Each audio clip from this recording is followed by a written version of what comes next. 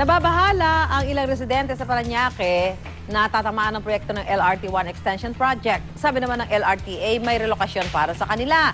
Yun nga lang, tinatapos pa. Maaari nga bang basta-basta silang paalisin sa tiritirikan ng kanilang mga bahay? Alamin natin sa ating kapuso sa batas, Atty. Gabby Concepcion. Atty., good morning! Good morning din sa iyo, Tita Sue. Good morning, happy Monday! Happy Monday. I hope maganda yung pag-uusapan natin.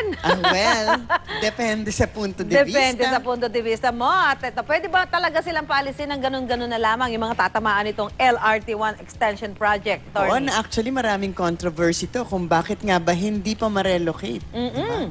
Pero ibang topic naman yan. Pero sa ilalim po ng batas, maaari naman talagang magkaroon ng eviction o yung pagpapaalis at demolition, pero hindi naman ganun-ganun na lamang. Hindi naman, oy, umalis kayo at magtatayo na kami.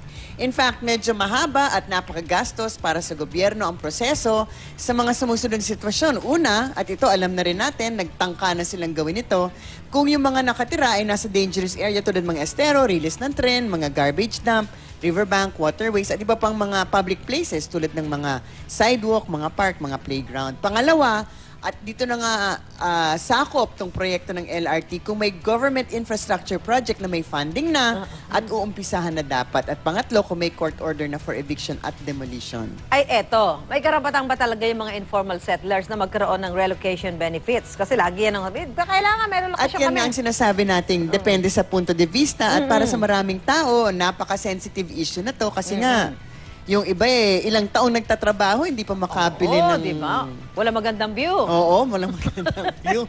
Pero, katulad po sa Republic Act 8974 o ang batas ukol sa mga acquisition ng gobyerno ng right-of-way o yung mga lokasyon para sa mga government projects, kailangan po talagang gumawa ang pamahalaan through the National Housing Authority at ng LGU ng mga relocation site para dun sa mga informal settler na tatamaan pag magkaroon nga ng government project. So, yung mga provision ng relocation, dito naman po, ang susundin naman po na batas, yung tinatawag nating Lina Law. Good morning, Senator Lina. Ang Republic Act 7279, yun din ang dapat masunod. So, dapat daw, di ba, may consultation, reasonable hours, due process, relocation, etc., etc.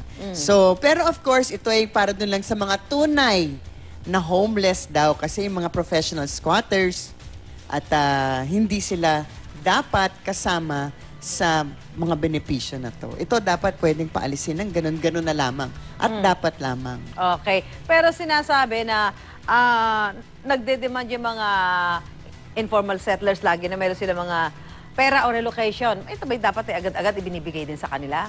Well, depende. Unang-una, ito ba ay government property o pribadong pagmamay-ari? Diba? Kung pribadong pagmamay-ari, hindi po. Nowhere in the batas does it say na dapat mong bayaran. Although kung minsan, ganun na nga ang nangyayari. Kasi nga, kung dadalhin mo pa sa korte para sila ay paalisin sa lupa mo na binabayaran mo ng pagkatagal-tagal, hindi pa nga bayad, meron na ibang gumagamit. Kung minsan, nagsisettle na lang sila para lang mapabilis yung sa problema. Ang proseso. Okay. Maraming salamat, Atty. Gabby Concepcion. Maraming salamat. Happy Monday. Happy Monday. Punta